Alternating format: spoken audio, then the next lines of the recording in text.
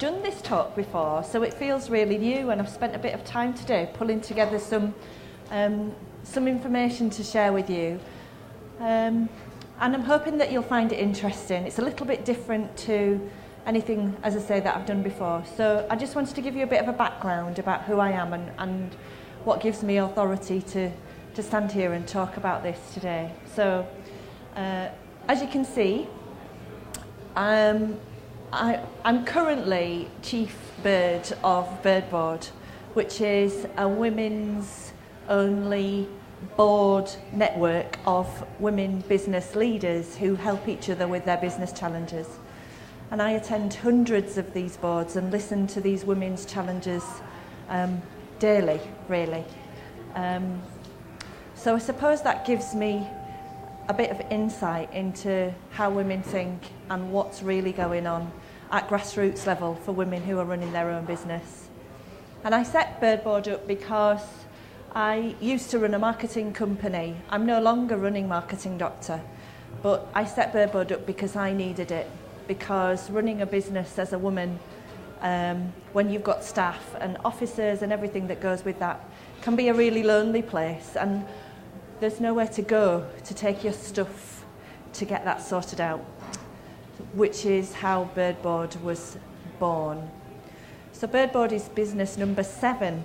I've done lots of different things in the run-up to that, which I may go into later, depending on what the questions are.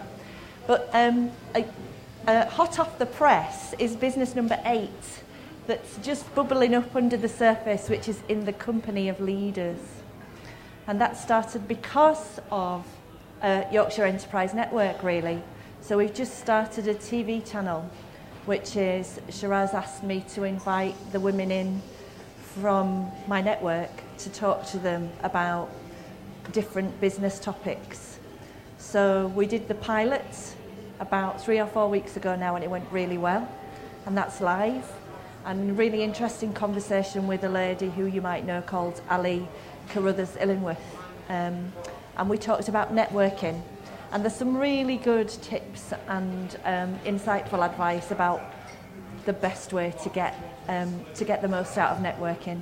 So that's planned to happen over the next few weeks, and we're inviting ladies in to talk about their specialist subject area, so it should be really interesting.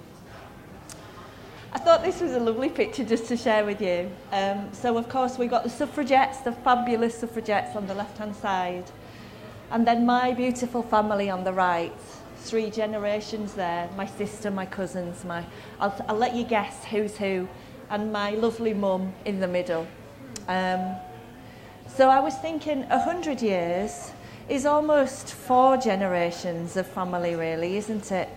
100 years ago, my grandma, who sadly passed away probably about 10 years ago now, was working as a cook at Mackintosh's, when it's not 100 years ago, but this is what she used to do for a job in Halifax, making sweets. And she met my granddad there, and he was chief toffee boiler, and she was head cook. And that's how they met at Mackintosh's. So we grew up, I've got a terrible sweet tooth. We grew up with Mackintosh's throwouts. I don't know if everyone else did, similar age to me. And I suppose I'm sharing this because of the work ethic that we have in our family. And just to share a little bit of how it sort of rubbed off on me over the years. And then so my grandma always worked, and my mum always worked. Growing up, my mum was working for the local council. We had a key, we'd let ourselves in as we got to teenagers. We were expected to get stuck in, make the tea, iron our own clothes, get stuck into all that stuff. So my mum was a great role model for us, me and my sister. And I'm hoping that I'm a great role model for my daughter too. So my daughter's 27 and she's working, she went to Newcastle University, and she's now head of social for a digital media company up there. She followed in her mum's footsteps and did marketing as a degree, and actually did a master's in marketing and music marketing. So, yeah, she's doing all right. She's doing real. I'm very, proud mum moment. I'm very proud of my daughter. And my daughter's the one in the purple dress next to my mum, third from the left. And of course, it's not just about the girls. My dad was an amazing influence on me too. So me and my dad used to run a double glazing business together. I've almost written my biography, which is the diary of a double glazing salesman's daughter. There are so many stories that I could tell you about the double glazing industry, really interesting. I'm sure Sandra probably could listen and be amused by some of these stories. I'm sure there'll be similar things happening in family businesses, which are hilarious. So my dad has been a staunch supporter of me as I've done Bird Board, and I get my entrepreneurial spirit from him. So from a role model point of view, we are talking about women, amazing women in history, but when I listen to the stories of women in Bird Board, there's a bit of a theme running through, which is their dads have been amazing stalwarts and supporters of their daughters. So we have these amazing men behind us who are, our number one cheerleaders behind us. And of course, I've got my mum there on the right-hand side. That's enough about me.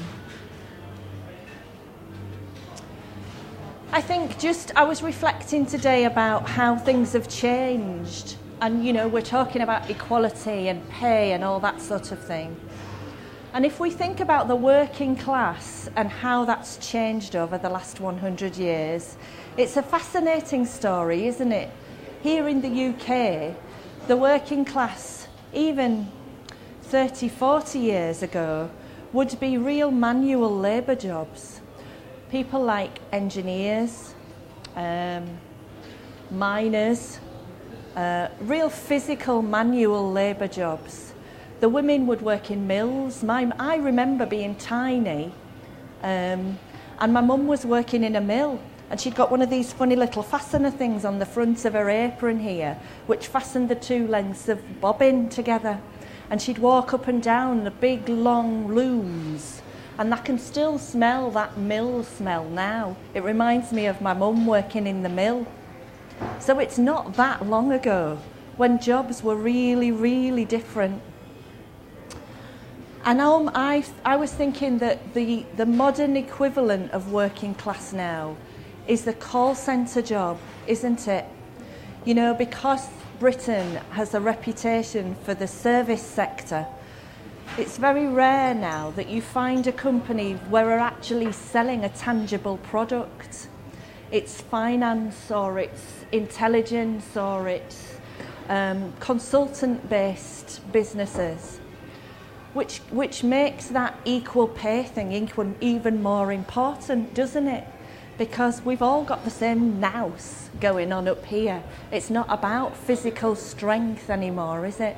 It's about equality. It's about us all providing the same service. So that argument about equal pay becomes even stronger.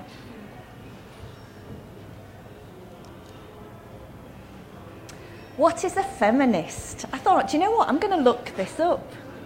So I would say even 5 years ago, when someone said to me that they were a feminist, I'd be like, you think of them being a bit, I don't know, someone who's ready to roll the sleeves up and have an argument, about what's right and what's wrong, and equal pay, and, I'm not accepting this, and all that sort of thing.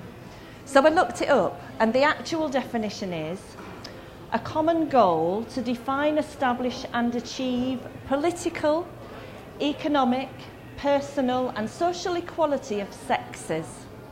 This includes seeking to establish educational and professional opportunities for women that are equal to those for men. And I was thinking, Janet Street Porter and Germaine Greer are today's equivalent of the suffragettes, aren't they?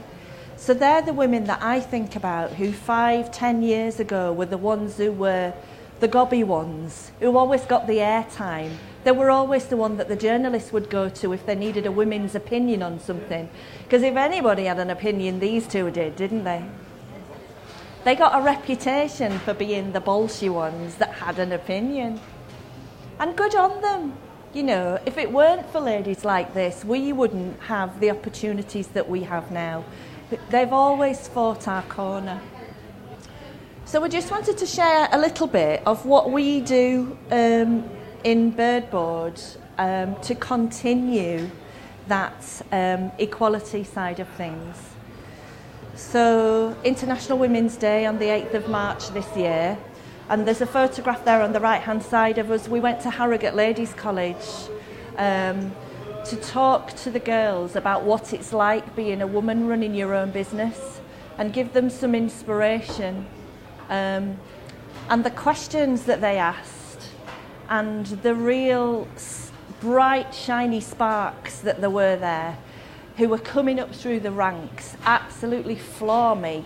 So you ask, you know, when I was at school, we could choose, I'm going back a bit now.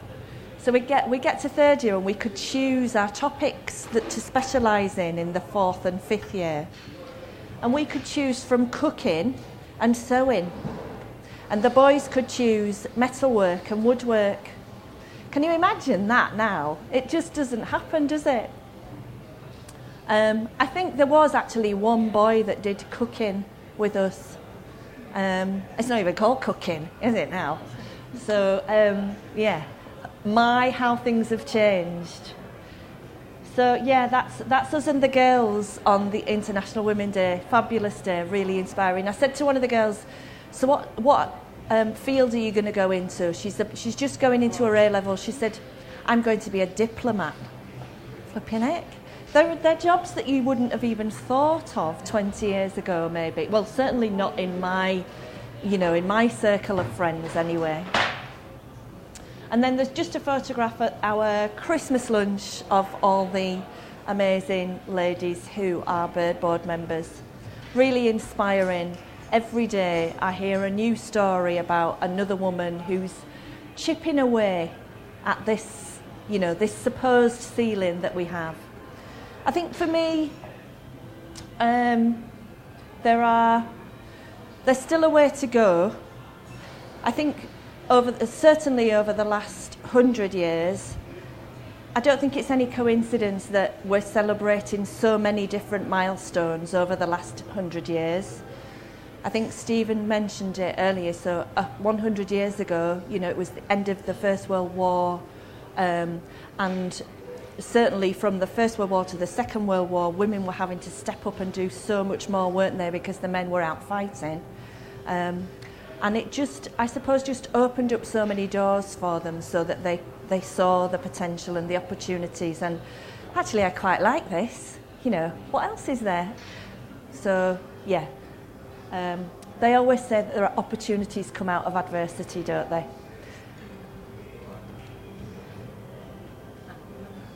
So the strapline for Bird Board is as brave as you are. And we use this quite a lot. We encourage women from all backgrounds, all nationalities, because the diversity is the thing that makes it really beautiful. And I suppose it's rare that I get an opportunity to talk to men as well as women, because of course I'm surrounded by women in my job all the time. And I get asked by men a lot, so why is it just for women? And I'd wanted to take the opportunity to just explain that a little bit today.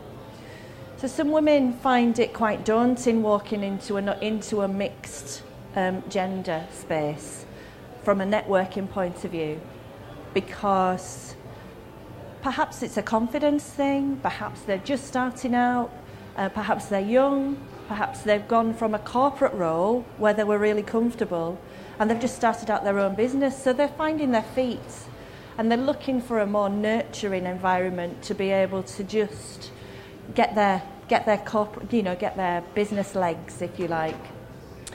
The other thing is, everyone signs the confidentiality agreement when they walk into the board meeting for the first time. And that means that they can take their business mask off at the door and be themselves, which means that every woman in the room feels comfortable knowing that they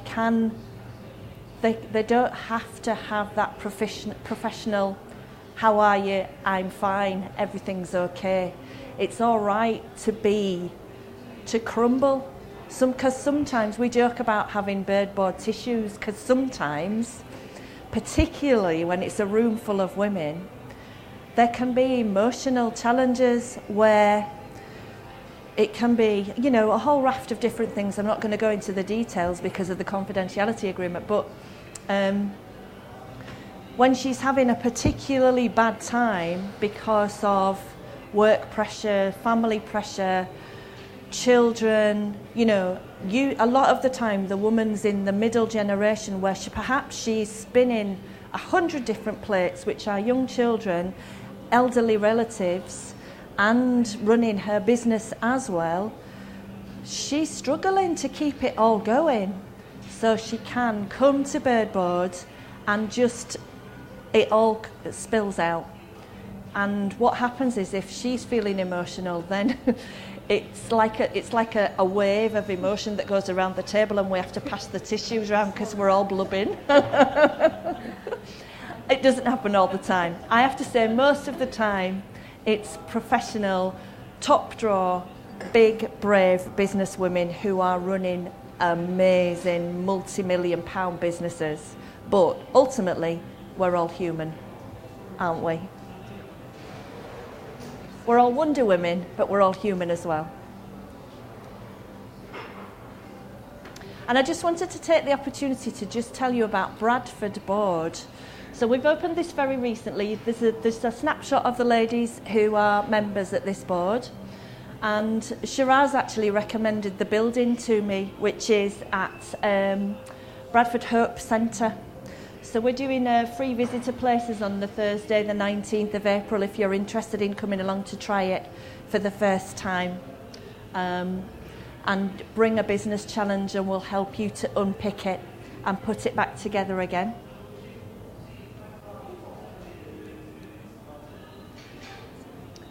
And also just keep an eye out for the In the Company of Leaders stuff. If you're interested in coming and talking on the programme, just come and have a chat with me afterwards. I'd love to talk to you about your profession and your expertise, and if you've got stuff that you'd like to share with the audience, then I'll happily have a chat with you afterwards about how we can set that up.